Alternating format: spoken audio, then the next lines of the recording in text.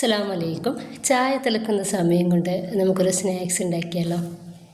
അതും കിടിലൻ ടേസ്റ്റിൽ നമ്മുടെ കയ്യിലുള്ള ചേരുവകൾ മാത്രം വെച്ചിട്ട്. അപ്പോൾ അങ്ങനെ ഒരു വീഡിയോ ആയിട്ടാണ് എന്ന് വന്നിട്ടുള്ളത്.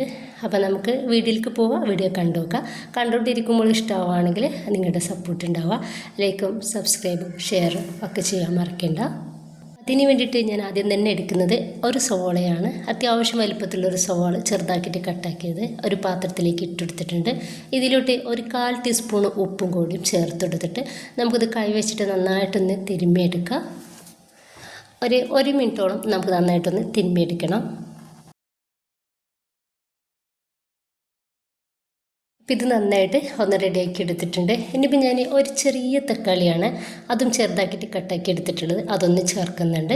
ഇനിയിപ്പോൾ ഇതാ ഒരു പച്ചമുളകും അതുപോലെ തന്നെ കുറച്ച് മല്ലിയുടെയും പുതിനയുടെയും ഇല ചെറുതാക്കിയിട്ട് കട്ടാക്കി എടുത്തിട്ടുണ്ട് കേട്ടോ, അതുകൂടി ഇതിലേക്ക് ചേർക്കുന്നുണ്ട്. ഇനിയിപ്പോൾ 2 കറിവേപ്പിൻ്റെ ഇല എടുത്തിട്ടുണ്ട്, ഇതുപോലെ തന്നെ ഒന്ന് ചെറുതാക്കിയിട്ട് കട്ടാക്കി എടുത്തതും ചേർക്കുന്നുണ്ട്.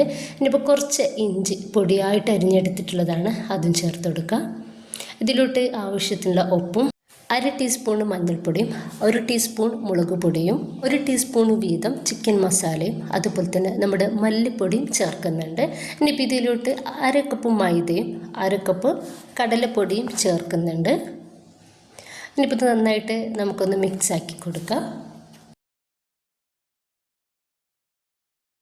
ഇനിയിപ്പോൾ ഞാൻ കുറച്ച് വെള്ളം എടുത്തിട്ടുണ്ട്, ആ ഒരു വെള്ളം കുറേശ്ശെ ആയിട്ട് ഒഴിച്ചെടുത്തിട്ട് ഒന്ന് മിക്സാക്കി എടുക്കുന്നുണ്ട്. ഇനിയിപ്പോൾ കൈ വെച്ചിട്ട് ഞാൻ നന്നായിട്ട് ഒന്ന് കുഴച്ചെടുക്കുകയാണ്. അപ്പോൾ എല്ലായിടത്തും നമുക്ക് റെഡിയായിട്ട് കിട്ടുന്നുണ്ടെങ്കിൽ കൈ വെച്ചിട്ട് തന്നെ ഒന്ന് റെഡിയാക്കി എടുക്കണം.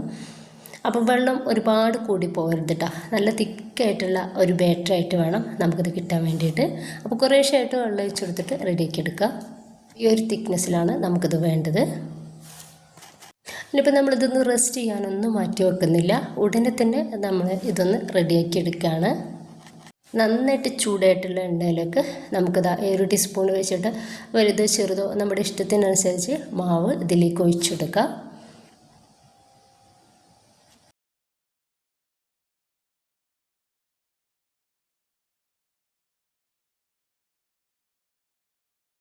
ഇപ്പോൾ ലോ ടു മീഡിയം ഫ്ലെയിമിൽ ഇട്ടിട്ട് വേണം റെഡിയാക്കി എടുക്കാൻ വേണ്ടിയിട്ട്. കുറച്ച് നമുക്ക് ഉൾഭാഗമൊക്കെ ചെറുതായിട്ടൊന്ന് വേവായിട്ട് കിട്ടാനുണ്ട് കേട്ടോ. അപ്പോൾ മീഡിയം ടു ഹൈ ഫ്ലെയിമിൽ ഇടണ്ട, ലോ ഫ്ലെയിമിലും അതുപോലെ മീഡിയം ഫ്ലെയിമിലും ഇട്ടിട്ട് ഒന്ന് റെഡിയാക്കി എടുക്കാം. 2-3-4 പ്രാവശ്യം നമുക്ക് ഇതൊന്ന് തിരിച്ച് മറിച്ചിട്ടെടുത്തിട്ട് റെഡിയാക്കി എടുക്കാവുന്നതേ ഉള്ളൂ.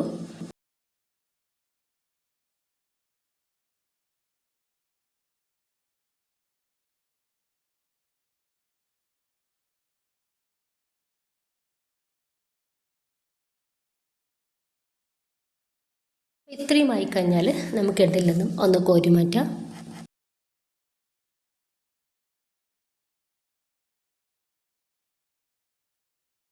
നമ്മുടെ കയ്യിൽ എപ്പോഴും ഉള്ള ചേരുവകൾ മാത്രം മതി ഇതിന്, പക്ഷേ കിടിലൻ ടേസ്റ്റുള്ള ഒരു സ്നാക്സ് തന്നെയാണ് കേട്ടോ. അത് ഉണ്ടാക്കിയിട്ട് നിങ്ങൾ ഒന്ന് കഴിച്ച് നോക്കണം, എന്നിട്ട് നിങ്ങളുടെ അഭിപ്രായങ്ങൾ അറിയിക്കാൻ വേണ്ടിയിട്ട് മറക്കരുത്. ഇഷ്ടമായാൽ നിങ്ങളുടെ സപ്പോർട്ടൊക്കെ ഉണ്ടാവുക. സബ്സ്ക്രൈബ് ചെയ്യുക, ലൈക്ക് ചെയ്യുക, കമൻറ്റ് ചെയ്യുക. ഇൻഷാ അല്ലാഹ്